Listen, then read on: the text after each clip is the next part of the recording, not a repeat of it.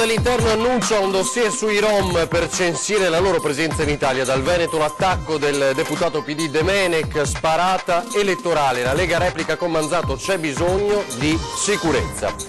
Ed era stato aggredito da un Rom l'insegnante delle scuole medie di paese, colpevole di aver rimproverato un suo alunno. Il ragazzino, malgrado l'episodio, è stato promosso e il professore ha chiesto il trasferimento.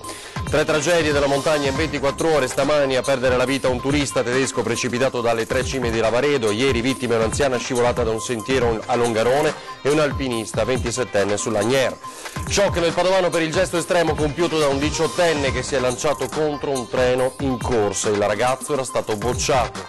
Schiacciato da un cassone, operaio grave in ospedale, ennesimo infortunio in Veneto. Il dramma alle fonderie Anselmi di Padova. Aggredita e toccata con violenza nelle parti intime da uno sconosciuto, incubo per una 48enne bassanese a Jesolo. La polizia ora sulle tracce dell'aggressore. Ascolti record per la nostra emittente nella lunga diretta del raduno Triveneto degli Alpini a Vittorio Veneto, festa ed emozione con le penne nere, e il sindaco Tonon annuncia: ora vogliamo la dunata nazionale. Buonasera, ben ritrovati in diretta con informazioni di Antena 3, questo è il telegiornale del Veneto. In primo piano dunque l'avete sentito l'annuncio del ministro degli interni Matteo Salvini, un dossier per censire i Rom nel nostro paese, parole che riaccendono le polemiche nei confronti del leader della Lega, anche in un Veneto dove il tema dei Rom è tra i più sentiti. Dopo i migranti, i Rom. Il Matteo Salvini, ministro dell'Interno, e quelle decisioni che rimbombano come tuoni nel bene e nel male, suscitando in egual misura feroci polemiche e accorati applausi. Dai porti chiusi al censimento dei Rom, quello che annuncia ai microfoni di Tele Lombardia. Al Ministero mi sto facendo preparare un dossier sulla questione Rom in Italia perché dopo Maroni non si è fatto più nulla ed è il caos. E poi continua una ricognizione sui Rom in Italia per vedere chi, come, quanti, ossia facciamo un'anagrafe. Per Salvini gli stranieri irregolari andranno espulsi con accordi fra gli stati. E i Rom italiani? Il titolare del Viminale taglia corto: i Rom italiani purtroppo te li devi tenere a casa. Ce n'è abbastanza per dare fuoco alle polveri. Tema delicato, molto sentito in un Veneto dove il dibattito sui campi Rom è acceso da tempo, dal Padovano al Vicentino alla Marca trevigiana, così come la questione sicurezza.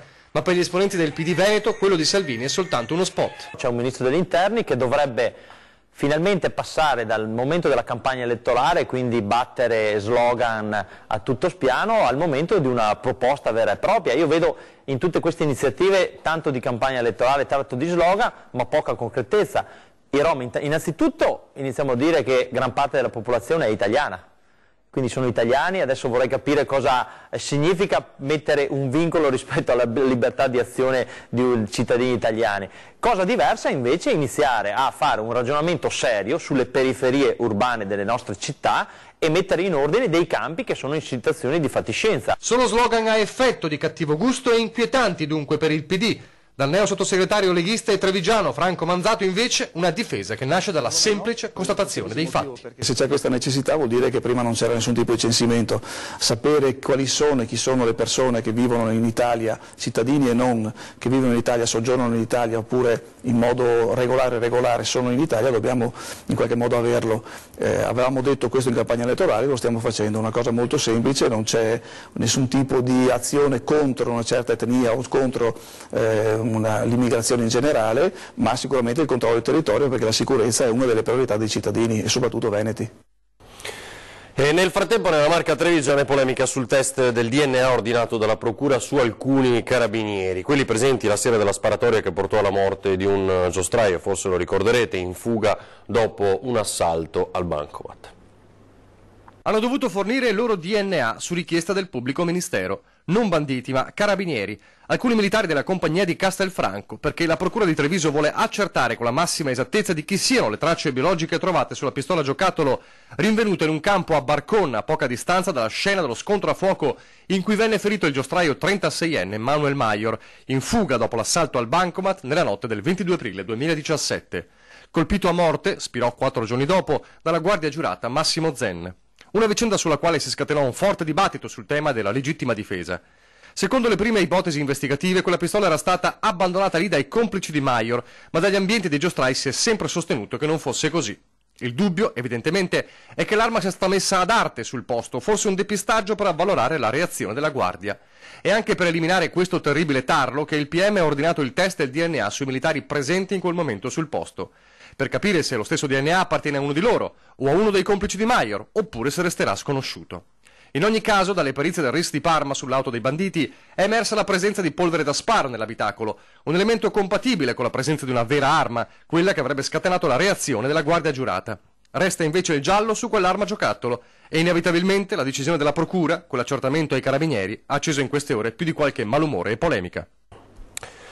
Ed era stato aggredito da un rom, lo ricorderete, l'insegnante delle scuole medie di Paese, colpevole di aver rimproverato un alunno in classe. Il ragazzino, malgrado quell'episodio, è stato promosso, mentre ora il professore ha chiesto il trasferimento. Il problema di nomadi o non nomadi, il problema è che quando si viene a scuola le regole devono valere per tutti. Che ad aggredirlo a scuola sia stato un rom, padre di un alunno che aveva semplicemente rimproverato un paio di giorni prima, non ha importanza per Giuseppe Falsone, insegnante di matematica alle scuole medie Casteller di Paese, picchiato lo scorso dicembre. Il problema, dice, è ben altro. L'unico ad averci rimesso finora, finendo sotto procedimento disciplinare, è stato proprio lui, il professore. Il ragazzino, infatti, a differenza di quanto accaduto in un'analoga situazione nel Padovano, è stato promosso. Lui non deve assolutamente pagare per le colpe dei genitori, sono assolutamente d'accordo con questo, ma le responsabilità c'erano di questo ragazzo, non erano solamente colpa dei genitori. Cioè è stato lui a dichiarare delle cose false e a chiedere l'intervento dei genitori e a rincarare comunque la dose quando è tornato a scuola dicendo che i miei genitori gliene hanno date troppo poche. La scuola, prosegue Falsone, ha avvallato il comportamento del ragazzino, anche da qui la decisione di chiedere il trasferimento. Non trovo che sia un ambiente favorevole comunque al mio lavoro, considerando il modo in cui è stata gestita tutta la questione, e poi ribadisco, secondo me il messaggio che è stato mandato non è dei migliori, è in aperto contrasto anche con quello che è successo nelle altre scuole. 3 tragedie in montagna nell'arco di 24 ore appena. Stamani a perdere la vita un turista tedesco sulle 3 cime di Lavaredo. Hanno perso la vita proprio dove speravano di trascorrere delle ore spensierate. 3 le vittime della montagna in appena 24 ore. Stamattina alle 8 a perdere la vita lungo le 3 cime di Lavaredo un 46enne tedesco, precipitato per oltre 100 metri da un'altezza di 1800 metri mentre si trovava insieme ad un amico. Il 118 ha recuperato il suo corpo calandosi con un vericello di 20 metri. Ieri invece hanno perso la vita in 2, un ragazzo di appena 27 anni, alpinista di professione, Bernhard Malknecht di Selva di Val Gardena, Bolzano, e una pensionata di 86 anni di Longarone, Bruna Olivotto. L'alpinista 27enne ha perso la vita perdendo la piglia a quota 2700 metri e cadendo nel vuoto lungo l'Agnières davanti all'amico di cordata che si è salvato ma oggi versa ancora in gravi condizioni. Prima di lui l'86enne di Longarone è morta davanti agli occhi della figlia, inerme e disperata di fronte ad una scena agghiacciante, la mamma che scivola per diversi metri lungo il sentiero della chiesetta di Po del Sol di Longarone e che finisce la caduta battendo la testa contro un sasso. Per lei una morte fulminante. 3 vittime in appena 24 ore, si diceva, lungo una montagna che non perdona. E ha provocato sconcerto e dolore la morte del 18enne Leonardo Faggion, lo studente di Megliadino San Vitale in provincia di Padova, che si è tolto la vita dopo essere stato bocciato a scuola. Senza lasciare biglietti, Leonardo si è ucciso gettandosi sotto un treno a Borgo Veneto sabato mattina. Solo il ritrovamento del cellulare ha permesso di identificare il corpo straziato. Il ragazzo era uscito di casa per recarsi alla farmacia in cui facevano stage. Non vedendolo rientrare, i familiari hanno dato l'allarme. Sabato stesso aveva saputo di essere stato bocciato all'istituto tecnico Einaudi di Rovigo che frequentava. Sbandieratore nel gruppo di Megliadino, in sua memoria domani si terrà nella piazza del piccolo centro una fiaccolata. Tragedia della strada in città a Vicenza, 52enne mentre rientra a casa a piedi viene investito in pieno da un'auto e muore sul colpo. Vicenza, investito mentre rientra a casa a piedi, 52enne muore sul colpo. Giacomo Calò, questo è il nome della vittima, stava percorrendo viale Trieste per rientrare a casa in via Fiume, quando in prossimità con l'incrocio di via Turra, all'altezza della tabaccheria Beller, è stato letteralmente travolto da una Fiat 500 che proveniva da Anconette e si dirigeva verso il centro città e alla cui guida c'era un giovane 30enne. Le telecamere della zona mostrerebbero il 52enne che attraversa tagliando la strada pochi passi più in là, c'erano invece le strisce pedonali. Passaggio pedonale peraltro da poco rifatto con nuova illuminazione e colore rosso per terra. Il giovane automobilista, secondo una prima ricostruzione, non si sarebbe accorto di lui centrandolo in pieno e scaraventandolo una decina di metri più in là. Per l'uomo non c'è stato nulla da fare. La polizia stradale, che sta ricostruendo la dinamica del tragico incidente, ha informato la procura, che ha disposto l'autopsia sul corpo del 52enne ed ha aperto un fascicolo per omicidio stradale nei confronti del 30enne investitore. Ancora un incidente sul lavoro nel Padovano, è accaduto questa volta alle fonderie Anselmi. Vediamo la cronaca. Ancora un grave incidente sul posto di lavoro in provincia di Padova. È avvenuto nelle prime ore di questa mattina alle fonderie Anselmi di Campo San Piero. Un operaio è stato caricato sull'elisoccorso e trasportato d'urgenza all'ospedale di Padova dopo essere rimasto schiacciato da un cassone. Dell'incidente avrebbe riportato alcuni traumi. Oltre ai sanitari, sul posto sono intervenuti anche i carabinieri e lo Spisal. Poi un episodio terribile che riguarda una donna bassanese che ha subito violenza a Jesolo. Sentiamo. Doveva essere una vacanza di relax, si è trasformata in un incubo per una 48enne bassanese vittima di uno sconosciuto accusato di violenza sessuale che potrebbe avere le ore contate. Il grave episodio risale alla settimana scorsa, quando la donna si trovava a Jesolo in ferie. Come tutti i giorni, alle prime ore dell'alba era andata a camminare sul lungomare. Attorno alle 6 è stata avvicinata da un individuo sui 35 anni, dall'aspetto molto trasandato, che ha tentato un approccio. La bassanese è riuscita ad allontanarlo, a liquidarlo e, convinta di essersene sbarazzata, ha infilato gli auricolari. Con la musica nelle orecchie ha fatto ritorno al residence dove alloggiava.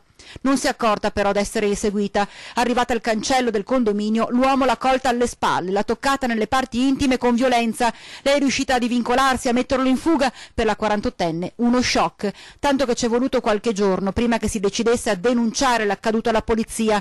Gli agenti del commissariato di Bassano sono in stretto contatto ora con i colleghi di Jesolo, dopo aver vagliato le immagini della videosorveglianza presenti sul viale del lungomare. Senza dubbio riusciranno a risalire al maniaco. E non è il veneziano, perché al Parco della Bissuola succede di tutto, dall'arresto del pusher in bici ai vandali che colpiscono le auto. Denunciano così i residenti lo stato di incuria e degrado. Questa volta la fuga in bici non è stata sufficiente per uno spacciatore 29enne del Gambia che al Parco Bissuola, nel tentativo di fuggire, è stato fermato e arrestato dai carabinieri. Nelle tasche dei jeans nascondeva 2 involucri con circa 30 grammi di marijuana pronta per essere venduta. Ma non è l'unico episodio che ha come teatro il parco. Sabato mattina alcuni residenti hanno trovato le loro auto, una decina, posteggiate tra via Bissuola e via Pisani, danneggiate con chiavi o punteruoli. Ci vorrebbero forse più telecamere in giro in maniera di vedere se si riesce a contattare queste persone, anche quelli che lasciano tutto quello che tolgono a casa, li lasciano. Più pulizia, più controllo, anche i vigili non si ne vede neanche uno qua, mai, non so, era qua ma non si vede. Secondo molti residenti, nonostante l'eliminazione dei famosi cubi e il passaggio dell'esercito, la situazione non è migliorata, anzi, dice qualcuno, la chiusura dell'ufficio anagrafe potrebbe creare terreno fertile alla criminalità. È un luogo che va rivitalizzato. In che senso? Per combattere il degrado bisogna che tutte le istituzioni, gli edifici che sono all'interno del parco non vengano chiusi, ma anzi vengano potenziati. E ci sono varie associazioni che operano nel parco, come vediamo qui l'Arcobaleno, ma ci sono anche altri, la Polisportiva Bissuola, Bocci in Libertà. E chiediamo che queste restino e che rimanga aperto al pubblico il centro civico, e di cui chiediamo anche la riapertura di tutti quei servizi che c'erano un tempo, tipo il servizio anagrafe. Ma i residenti denunciano anche un altro aspetto che denota incuria e dicono porta all'aumento del degrado.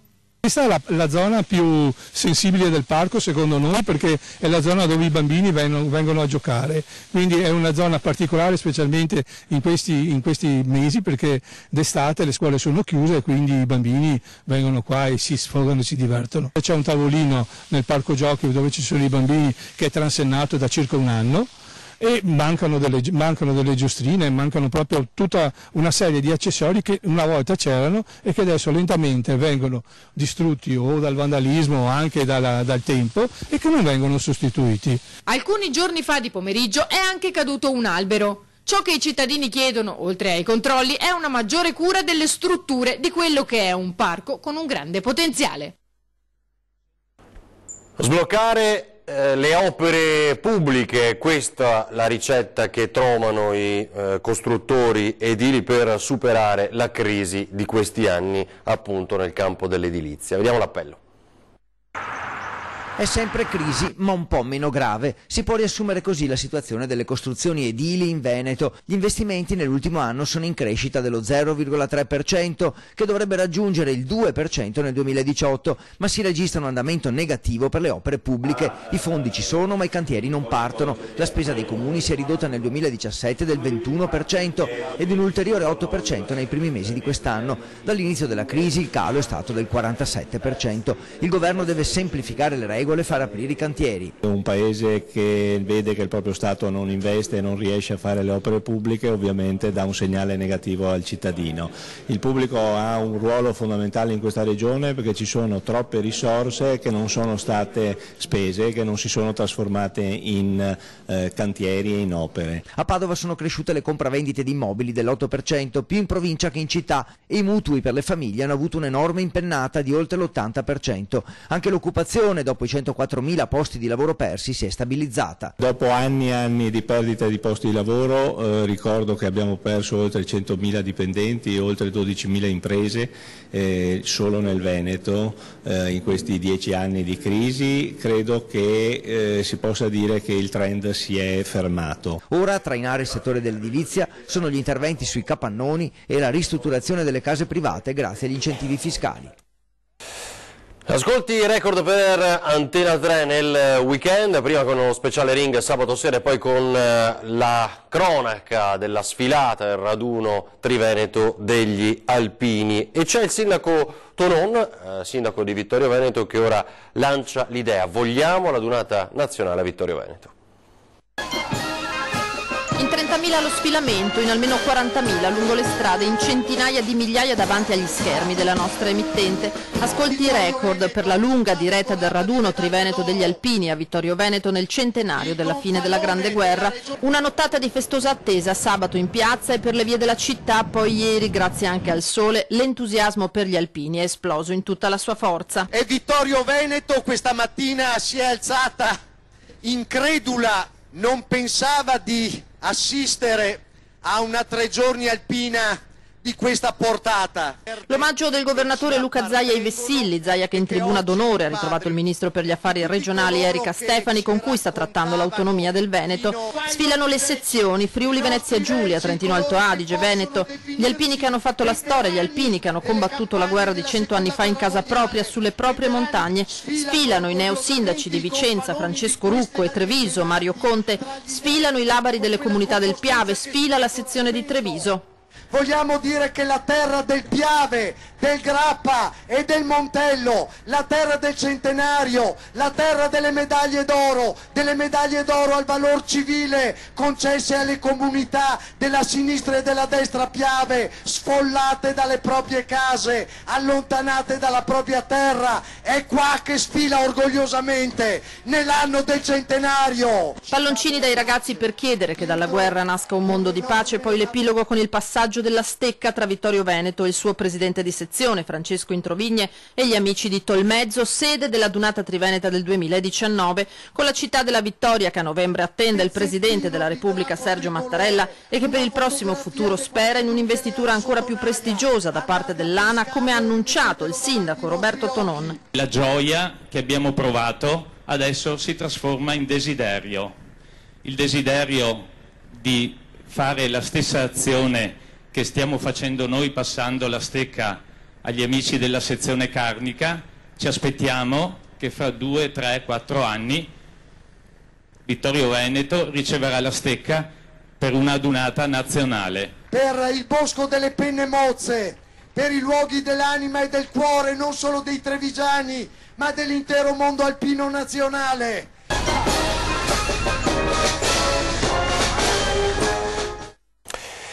appunto, dopo il grande successo di questi giorni, la nostra diretta Antena 3 ripropone la sfilata delle penne nere a raduno degli Alpini a Vittorio Veneto martedì e mercoledì sera a partire dalle 21:15, le 2 serate per rivivere insieme a voi una giornata indimenticabile con il grande cuore degli Alpini. Ci fermiamo tra poco, poi altre notizie.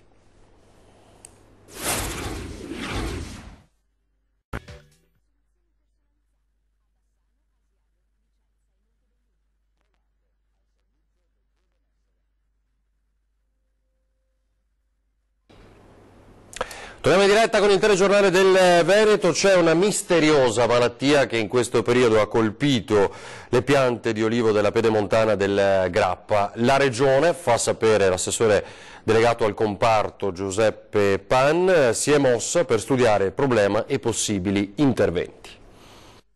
Speriamo che sia circoscritto alle piante che finora abbiamo visto, perché altrimenti sarebbe un grave danno per il nostro oliveto. Così ai nostri microfoni Bruno Bernardi, già direttore dell'Aprolav, investe in questo caso di semplice coltivatore di ulivi nell'Asolano. Un morbo ancora da individuare sta decimando le piante della pedemontana trevigiana, un allarme, l'ennesimo proveniente dal settore, di fronte al quale la Regione risponde facendo sapere di essersi già mossa con l'Università di Padova per studiare il fenomeno e le possibili soluzioni. L'anno scorso è stato un anno molto difficile per le condizioni climatiche, ha colpito l'olivicoltura, soprattutto la pedemontana, con questa cascola che ha fatto praticamente cadere il 100% delle drupe dell'olio degli olivi, e quindi non è stato quasi prodotto nulla su tutta la pedemontana, diciamo da Vittorio Veneto fino a Asolo. Quest'anno abbiamo condizioni simili, ma dovute a un tempo anche molto piovoso, e quindi io ho incontrato le associazioni appunto dei produttori per trovare insieme all'Università di Padova, in particolare con il CREA e altre situazioni, uno studio per provare uno studio per capire le cause di questa malattia. A volte sono cause dovute al clima, a volte sono dovute magari a qualche parassita, qualche fungo eccetera. Adesso valuteremo quali sono le cause per fare poi gli interventi che dovremmo essere fatti. 1 migliaio di ettari di terreni coltivati, 600 aziende, l'olivocoltura è una fetta della nostra agricoltura ormai irrinunciabile, dice Pan, un'eccellenza che non ha nulla da invidiare ad altre zone di produzione più conosciute, dalla Puglia all'Umbria alla Liguria. Olio di grande qualità, pregiatissimo, piccole quantità, e quindi che noi dobbiamo difendere perché danno un valore aggiunto grandissimo alle nostre aziende produttrici. Bene, ora vi ricordiamo la programmazione di Antena 3 per questa sera. Alle 20:10 c'è l'attualità come sempre, rivivremo le emozioni di questo weekend con il raduno Triveneto degli Alpini. Ci sarà il presidente della sezione ANA di Vittorio Veneto, Francesco Introvigne, ospite. Poi grande serata con Ring a partire dalle 21:15, parleremo del caso della giornata, appunto il censimento per i Rom proposto dal Ministro degli Interni. Poi vedremo le ultime novità su profughi e flat tax, e presenteremo i sondaggi, gli ultimi, che danno una novità che non era prevedibile fino a poco tempo fa. Quindi li vedremo insieme con l'onorevole Sara Moretto del Partito Democratico, Luigi Sabatino di Forza Italia, Simone Scarabel del Movimento 5 Stelle e l'onorevole Alex Bazzaro della Lega. È tutto per questa edizione del Telegiornale del Veneto, adesso le previsioni meteo per le prossime ore. Grazie, buona serata.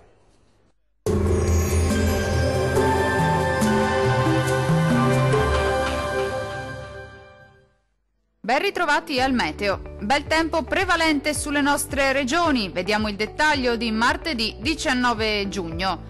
Sul Veneto splendida giornata di sole, sulla nostra regione infatti il cielo si presenterà sereno o al massimo poco nuvoloso un po' su tutti i settori. Possibili locali addensamenti sulle aree montuose ma senza altre conseguenze. Temperature minime tra 16 e 21 gradi, valori massimi compresi invece tra 26 e 31 gradi circa. Non cambia di molto la previsione sul Friuli Venezia Giulia, anche sulla nostra regione sarà una bella giornata di sole, su tutti i settori il cielo si presenterà sereno o al massimo poco nuvoloso, possibili soltanto isolati addensamenti ma del tutto innocui. Temperature minime tra 16 e 18 gradi, massime comprese invece tra 28 e 31 gradi circa. Diamo uno sguardo infine alla situazione del Trentino Alto Adige. Sarà in prevalenza soleggiato, con cielo al massimo poco nuvoloso. Non si escludono tuttavia locali addensamenti sui settori di confine, ma che non dovrebbero dar luogo a temporali. Temperature minime tra 15 e 16 gradi, valori massimi oscillanti invece tra 29 e 32 gradi. Dal meteo di Antenna 3 per ora è tutto. Arrivederci al prossimo aggiornamento.